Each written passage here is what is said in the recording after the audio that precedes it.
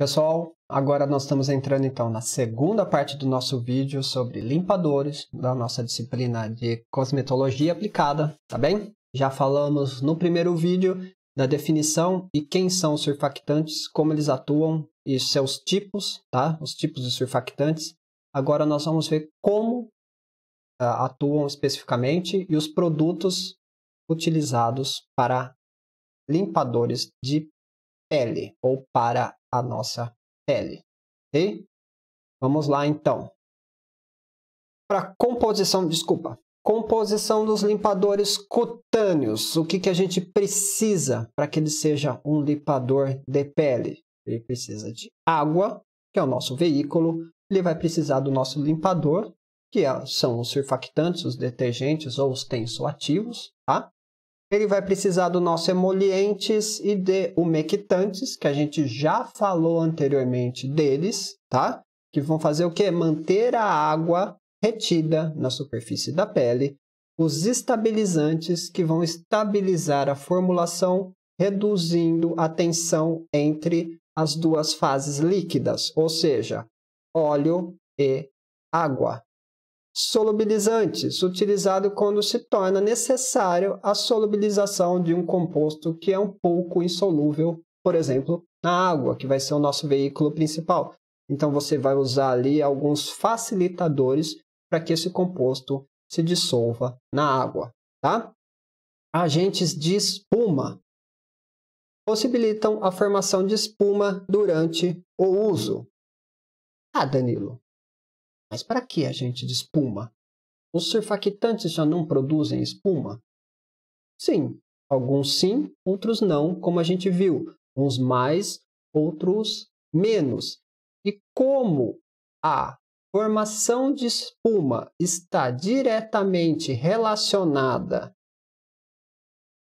psicologicamente à limpeza, a gente tem que utilizar, por vezes, agente de espuma. Lembrem, entendam que eu falei psicologicamente, ok? Depois a gente vai falar um pouquinho mais para frente dos agentes de espuma e se a espuma é ou não fundamental para a limpeza, ok? Não vou responder agora não. Agentes de consistência, usados para melhorar a viscosidade de barras e limpadores. Os conservantes ou preservantes, importantes para prevenir o crescimento de micro-organismos, são necessários em todos os cosméticos, especialmente nas formulações líquidas. Fragrâncias utilizadas para mascarar o odor dos surfactantes ou para simplesmente dar um cheirinho mais agradável, tá? Às vezes você quer um composto que tenha uma pegada mais adstringente, você vai acabar usando fragrâncias o quê? Mais cítricas, tá bem? Às vezes você quer ali um limpador com uma cara assim de ação mais fechada, ação mais interna, interna no modo assim de mais fechada mesmo, você vai usar fragrâncias mais amadeiradas, tá? Ou você quer dar a impressão de que você está usando um limpador muito suave, você vai acabar usando fragrâncias florais, tá? Então assim vai indo, gente. A gente tem que associar tudo isso, lembrando que cosmético também entra toda a parte olfativa, visual, tá? Dentro do marketing que existe com os cosméticos, ok? E os corantes ou pigmentos para dar cor àquele nosso produto, ok? Para um limpador, então, utilizado na pele, a gente tem que ter quase que obrigatoriamente todos esses itens. Quase porque tem alguns que não são necessários e às vezes, e por vezes, não são utilizados, tá bem? Se você utilizar um produto desse para pele sensível, dá para você tirar um bocado de coisa daí, tá bem? Dentro dos tipos de limpadores para a pele, a gente vai falar... Dentro dos limpadores para a pele, a gente vai falar dos tipos desses limpadores e dos limpadores especificamente dentro das doenças de pele. Então, agora nós vamos falar do tipo de limpadores Então, a classificação deles a gente divide em aqueles que são em barra, os líquidos, os adstringentes, os esfoliantes, os abrasivos, os que não se utilizam de lipídios, ou seja, de gorduras, e cremes. Vamos começar então falando das barras ou sabões, que são aqueles mais básicos, mais conhecidos e mais antigos, tá? Do nosso entendimento. São os surfactantes aniônicos mais simples, alcalinizam e podem provocar irritação na pele. Tá? Então, eles são os mais básicos, os mais simples, e eles podem trazer alguns problemas se utilizados em excesso e dependendo do tipo de pele, como a gente já viu, eles podem causar irritabilidade. Okay? As barras elas são divididas entre super gordurosos, transparentes, combinadas e sintéticas. Conforme for evoluindo, eles vão se tornando mais suaves, melhores produzidos, com características para a pele mais interessantes, ok? Começando então pelos super gordurosos, o processo de saponificação incompleta deixa ácidos graxos e óleos no produto, que não reagiram ou também podem ser obtidos pela adição de outras substâncias gordurosas. Ou seja, ele já é um sabão mais gorduroso e ele vai ter uma ação um pouco mais prejudicada na limpeza da pele. Os transparentes, primeiras tentativas de minimizar o dano potencial dos sabões envolveram a incorporação do glicerol ou da glicerina, tá? Nas barras de sabão e a produção das barras transparentes de glicerina. Apresentam grande quantidade de sabão natural e pH alcalino. Possuem pH alcalino, mesmo bastante trabalhados hoje em dia. Hoje em dia você já consegue sabonetes de glicerina com uma grande capacidade de limpeza, com baixo índice de irritabilidade. Já são produtos muito bem elaborados, mesmo utilizando fontes pseudonaturais, vamos dizer assim, né? Que seria aí a glicerina. A gente sabe que hoje a glicerina utilizada, elas são mais sintéticas, tá? Porém, são geralmente considerados suaves pelo componente glicerina, que é um umectante, como eu disse para vocês e que eu até utilizei no exemplo para descrever umectantes, tá bem? Os combinados é a combinação de sabão natural com surfactantes sintéticos, que junto reduzem a irritação. O pH permanece ali na casa dos 9, de 8,5 a 9,5. São menos irritantes que os sabões, aqueles primeiros, mais basicões, tá? E mais irritantes do que as barras Sindetes, que são sabões sintéticos. Que nós vamos falar exatamente deles agora, tá? Eles têm como componente principal o surfactante sintético, que pode ser do tipo aniônico, anfotérico ou não iônico. São emolientes e outras substâncias são adicionadas para reduzir o pH, a irritação e o ressecamento para diminuir o pH, a irritação e o ressecamento da pele. São as barras mais suaves na categoria de higiene pessoal. Para os limpadores líquidos, então, são formulações complexas com combinação de surfactantes aniônicos, anfotéricos ou não iônicos, além de várias outras substâncias. São suaves e pouco irritantes, têm pH similar ao da pele e alto fator de rinçabilidade, não deixam resíduos, tá? Normalmente são acrescidos de emolientes e umectantes que reduzem o ressecamento e a irritação, como, por exemplo, silicones que penetram nas fendas e folículos e previne a perda de água transepidérmica.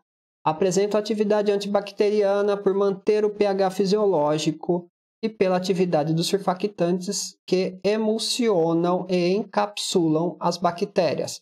Isso todos os surfactantes vão fazer, tá? Não é exclusivo dos limpadores líquidos, mas eles usam aqui em função do pH fisiológico, que você vai ter essa ação sem deixar resíduo e com menor efeito adverso, que seria a irritabilidade da pele, tá? São considerados a melhor escolha para uso em todo o corpo. Eu concordo com isso e eu acho isso muito interessante. Se você puder dar preferência para um sabonete, para um limpador líquido, faça isso, tá bem? Mesmo que seja um sabonete líquido mesmo. Ele é melhor do que um sabonete em barra pela quantidade menor de compostos que você precisa para criar aquele produto, ok? Você consegue, então, com menos produto, com menos com menos componentes que às vezes podem trazer uma irritação para a pele, você consegue ter um composto, um produto com a mesma eficiência, uma eficiência ainda maior, tá? E dentro dos limpadores líquidos, a gente pode sim colocar a água micelar, tá? Ela tem características diferentes, extremamente diferentes de um sabonete líquido, mas podem sim entrar como os limpadores líquidos. Tá bem? Os adstringentes referem-se a uma solução destinada a complementar a limpeza da pele. Existem fórmulas para todos os tipos de pele. Para as peles oleosas, que contêm alta concentração de álcool, a fim de remover a gordura que possa ter permanecido. Para peles normais, apresentam menos concentrações de álcool e para peles secas não contém álcool, mas sim água e propileno glicol para umectar. Então a gente vai vendo que de acordo com o tipo de pele, a gente já tinha falado disso em outras aulas, exatamente até aulas falando de cada tipo de pele, os adstringentes vão ter compostos específicos. E um deles, o principal deles nesse processo é o álcool, tá? Álcool estearílico, álcool. Então você vai usar para aqueles de pele mais oleosa concentrações maiores de álcool. Por quê? Porque o álcool tem mais afinidade. Ele é um polar apolar, vamos dizer assim, tá? Então o álcool ele consegue ter uma capacidade muito interessante e muito boa em remoção de gordura, tá? Por isso que ele é extremamente utilizado, mas ao mesmo tempo, se utilizado em excesso, ele vai retirar mais gordura do que ele deve e você vai ter com certeza uma irritação na pele. Vamos pensar agora no momento que a gente está vivendo. Por que dá-se preferência para a utilização de álcool gel ao invés de álcool 70 puro, líquido? Por quê? Porque o álcool gel não é só o agente gelificante que vai criar o gel, mais o álcool a 70%. Ele normalmente tem ali um emoliente ou um umectante junto, gente. Vocês podem olhar. Esses mais chiques, mais cheios de coisa, tem até aloe vera no meio dele. Para quê? Para trazer a umectância e a hidratação para a pele. Não hidratação de fora para dentro, que a gente conhece bem, que é a umectância e a emoliência mantendo a superfície da pele hidratada, mantendo a água ali presa. Porque se você usar só o álcool tem um grande poder de retirada de óleo. Então, ele pode sim acabar trazendo um ressecamento para a sua pele se utilizado em excesso e na quantidade que a gente está se vendo obrigado, né, a utilizar. Tá? Várias outras substâncias podem ser adicionadas dependendo da indicação, como agentes refrescantes para a pele acneica, como mentol, cânfora, agentes suavizantes para peles sensíveis, por exemplo, a lantoína, entre outros. Tá? Os esfoliantes são produtos destinados para aumentar a descamação do extrato córneo. por meio de substâncias como ácido salicílico. São destinados para a pele oleosas e acneicas, pois, além de acelerar a remoção das células da pele, tem papel terapêutico para atuarem sobre os comedões, fazendo o quê? Desobstruindo poros, né? A gente sabe que o excesso de extrato córneo, excesso de pele morta na superfície da pele, pode causar ali os famosos comedões, tá? Por obstrução dos poros. Depois dos esfoliantes, a gente tem os abrasivos, que nada mais são do que esfoliantes mecânicos. Esfoliantes mecânicos? Sim. Os esfoliantes, eles entendem como os produtos líquidos, por exemplo, ácido salicílico e outros ácidos, que vão fazer uma retirada leve do extrato córneo. Eu disse leve, você não quer um peeling. Ok, gente? Você quer só uma retirada, uma esfoliação. E os abrasivos são esses esfoliantes mecânicos. Normalmente, o quê? Normalmente se usa aquelas bolinhas de polietileno, você vai usar semente de alguma coisa, você vai usar o grão do fubá, você vai usar açúcar. Então, tem os mais variados tipos, né, de abrasivos, ok? Todos eles, tanto quanto, se você não tomar cuidado, bastante forte, você pode acabar tirando coisa que você não deve, tá? São esfoliantes mecânicos da pele que utilizam esponjas abrasivas ou grânulos abrasivos, como eu acabei de falar para vocês, dispersos em formulações diversas, cuja finalidade é remover células córneas. Você pode usar sementes também, né? São mais utilizados em pessoas com pele oleosa e recomenda-se o uso de uma vez por semana, tá? Se utilizados com muita força, podem causar danos à pele e indução a erosões. Os grânulos de óxido de alumínio e fragmentos de sementes de fruta são os mais abrasivos, são bastante utilizados, além de as esferinhas de polietileno, que são sintéticas, ok? Já falamos bastante deles em outras oportunidades. Vamos agora para os limpadores sem lipídios, que eu acredito que seja uma novidade. Até então eu não tinha falado deles para vocês. Eles são produtos que, ao serem aplicados na pele seca ou umedecida, eles trazem um poder de limpeza e podem, e não há necessidade de enxágue. Esse é o lado mais interessante dele, tá? Por quê? Porque eles são feitos de uma forma que você vai ter a evaporação completa do produto sem deixar resíduo, ok? E ainda conseguem manter uma película fina sobre a pele, dando então uma característica de umectância, tá joia? Eles são utilizados principalmente para pessoas de pele sensível e com dermatite. Você não quer usar numa dermatite, a gente vai falar isso depois, ou numa pele sensível, um surfactante, um detergente, um tensoativo muito forte. Você vai causar ainda mais problema para a pele dessa pessoa, tá bem? São também uma alternativa interessante para peles fotoenvelhecidas. São eficazes na remoção de cosméticos e de sujidades e poeiras. E, por último, os cremes de limpeza. São amplamente utilizados para a remoção de cosméticos. Como tem propriedades umectantes, afinal de contas são cremes, são ideais para pacientes com e pele secas. Tudo bem, minha gente? Agora a gente vai entrar nos limpadores nas dermatoses. Que tipo de produto eu vou usar? Que tipo de produtos são melhores para a pele acneica, para a dermatite atópica, para a dermatite de contato e para a dermatite seborreica, ok?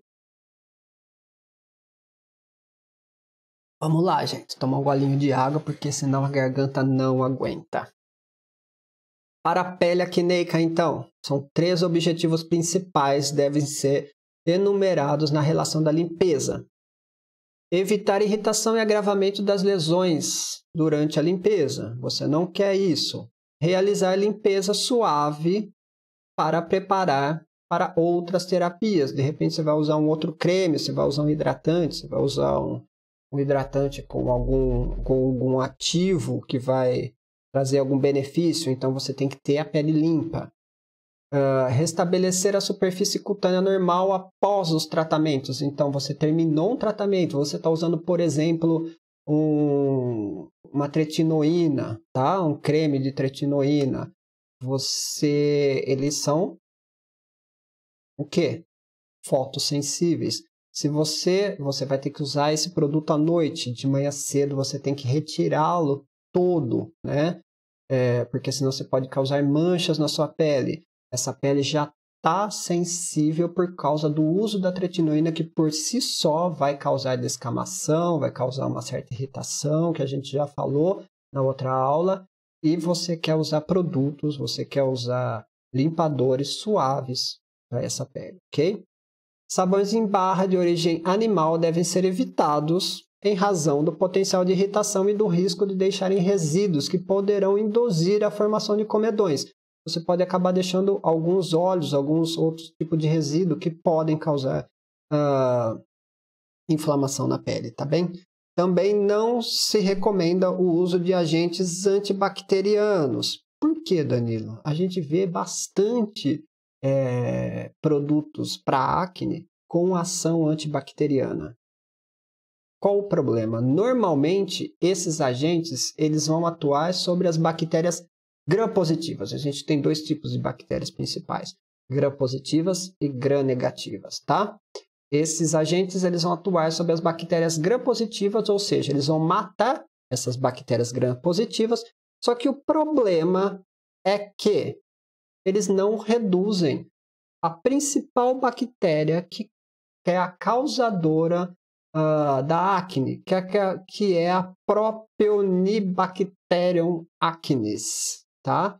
E com isso, você retirando quase que totalmente as bactérias gram-positivas, você vai deixar o campo aberto para as bactérias gram-negativas e aí você pode começar a ter incidência de foliculite, ou seja, você descobre a cabeça ou você cobre a cabeça e descobre os pés, não é assim? Recomenda-se então os sabonetes ou os limpadores sintéticos, se são aqueles sintéticos com pH similar ao da pele, os quais podem ser apresentações diversas, como barras, os líquidos, espumas e as emulsões de limpeza. Quanto mais suave, melhor. A incorporação de agentes emolientes nas apresentações líquidas previne e alivia a irritação, que é comum nesses pacientes em decorrência dos tratamentos utilizados para a acne, sendo importante mesmo nos pacientes com pele oleosa. Já cansamos de falar sobre isso, falemos novamente. Você fez a limpeza, você limpou, você usou o sabonete, seja ele qual for, precisa de proteção extra, precisa de hidratação, ok? Vamos lá então, dermatite atópica. Os pacientes com dermatite atópica apresentam quantidade reduzida de ceramidas e alterações na composição lipídica da camada córnea, o que resulta em uma barreira cutânea alterada e predisposta à colonização por micro-organismos. Lembra qual era o papel da ceramida? As ceramidas, elas são daquelas gorduras que fazem parte da nossa barreira hidrolipídica, né? A gente tinha ceramidas, ácidos graxos, tá? E ali, quando você tem uma diminuição dessa ceramida, você tem a diminuição desses óleos ou dessas gorduras que estão ali entre as células do nosso, um pouquinho abaixo do extrato córneo, tá? Comecinho do seu extrato córneo. E as dermatite atópica atuam exatamente aí. Você tem a diminuição dessas ceramidas, você tem uma deficiência dessa barreira cutânea, Você vai ter, então, ali uma deposição de micro-organismos, de bactérias, tá? E, ao mesmo tempo, você vai ter uma perda da hidratação. Os cuidados com o banho fazem parte do tratamento da dermatite atópica. Por quê? Recomenda-se evitar os sabões pelo potencial de irritação e dar preferência aos limpadores sintéticos suaves. Gente, precisamos tomar cuidado. Excesso de banho, excesso de limpeza também causa problemas para a nossa pele. Tudo em excesso não faz bem, tá? Se a pessoa já tem uma dermatite atópica, onde ela já tem problemas da oleosidade da pele que protege a sua pele ali, que protege a pele da pessoa, e ela utiliza ainda de banhos, de excesso de limpadores, com certeza ela vai ter mais problemas, tá? Então, pessoas que tomam banho muito quente, água muito quente, tem o poder de aumentar a remoção ou de retirada das gorduras, tá? É só você ir lá, ferver a água e jogar numa panela com gordura, ela vai retirar muito mais a gordura do que aquela água gelada que você usa, ou água fria que você usa direto da torneira, tá? Então, banhos quentes associado a sabão básico numa pessoa que tem dermatite atópica é problema com certeza, tá? Então, você tem que usar limpadores o mais suave possível, banhos mornos, tá? Sem água quente, para que você minimize essa perda da oleosidade que já é natural nesse tipo de pele. Ativos de banho com óleos podem ser adicionados à pele para reduzir a perda transepidérmica de água. Os limpadores enriquecidos com gorduras podem ser benéficos à medida que reduzem a depressão dos lipídios cutâneos por atuarem como lipídios de sacrifício nas micelas e também por se depositarem na pele durante a lavagem, o que, por outro lado, é apontado como uma possível causa de desencadeamento de eczemas se esse resíduo também contiver surfactantes, certo? Dermatite de contato. Os produtos de limpeza pessoal podem provocar dermatite de contato por irritação primária, alérgica, fototóxica ou fotoalérgica. As crianças e os idosos, por apresentarem a epiderme mais delicada, são o grupo mais suscetíveis. A lavagem frequente das mãos pode provocar a dermatite de contato por irritante primário, que é causada geralmente pelos tensoativos. A sua ocorrência é frequente em donas de casa, faxineiras e profissionais da saúde pela exposição frequente a água, sabões e detergentes. Hoje, atualmente, todos nós estamos suscetíveis a esse tipo de problema. Por quê? Visto os problemas que a gente tem sofrido, né, com esse vírus, houve a necessidade, está existindo a necessidade de um excesso de lavagem das mãos, que é fundamental, obviamente, mas ao mesmo tempo nós temos que fazer a hidratação dessas mãos, gente. Se você fica usando ali o sabão o tempo inteiro, por mais suave que ele seja, vai chegar uma hora que ele vai começar sim a trazer irritação, tá? Por exemplo, outro dia eu tive que sair no supermercado, tal, então lavei a mão, saí, voltei, lavei a mão de novo, peguei todas as compras, dei aquela limpada nas coisas que a gente fica noiado agora, a gente tá tudo noiado, e aí voltei, lavo a mão de novo. No fim do dia minha mão tava um negócio, gente. Então é importante a utilização de hidratantes, tá? Se forem siliconados, melhor ainda, porque eles são leves, eles não deixam tanto resíduo, né, aquele aspecto de resíduo, e eles conseguem ainda trazer uma emoliência muito bacana para a nossa pele, tá? As dermatoses ocupacionais constantemente se manifestam como dermatite de contato, do tipo de irritação ou por irritação ou alérgica. A escolha do limpador nesses casos deve buscar o equilíbrio entre proteger a pele e ser eficiente na remoção de resíduos industriais como óleos, graxas, tintas e vernizes. A compatibilidade do limpador com a pele é fundamental para a prevenção das dermatoses ocupacionais. Então, pessoas que obrigatoriamente precisam trabalhar e que, por vezes, traz uma sujidade para a pele dessa pessoa, seja graxa, tinta, resíduos diversos, ela tem que utilizar produtos específicos para a limpeza dessa pele, que ao mesmo tempo consiga retirar esses compostos e traga o mínimo de irritação para a pele. Bastante difícil, né? Mas o certo, o melhor é que fosse dessa forma, né? E por último, a dermatite seborreica.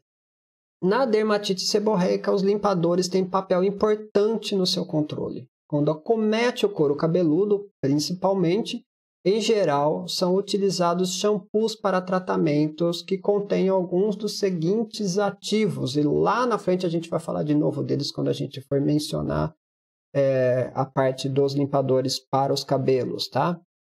Utilizam, então, sulfeto de selênio, imidazóis, o piritionato de zinco, piroquitonaolamina, ácido salicílico, o coaltar, entre outros, tá? Nos casos em que acomete a face e o tronco, a recomendação é que o uso de produtos suaves não irritantes. Para a blefarite seborreica, que é aqui, ó, quando acomete aqui, a parte superior das pálpebras, ok? Um dos tratamentos clássicos é lavar as pálpebras com sabonete líquido suave apropriado. Normalmente, quando você não tem acesso a esses sabonetes específicos, dá para utilizar sabonetes para criança. Johnson & Johnson, chega de lágrimas. Tá certo, gente? Por esse vídeo é isso. Toda a parte de pele, de limpadores para a pele, a gente conseguiu falar bem, foi bacana. E agora vejo vocês no próximo vídeo. Até!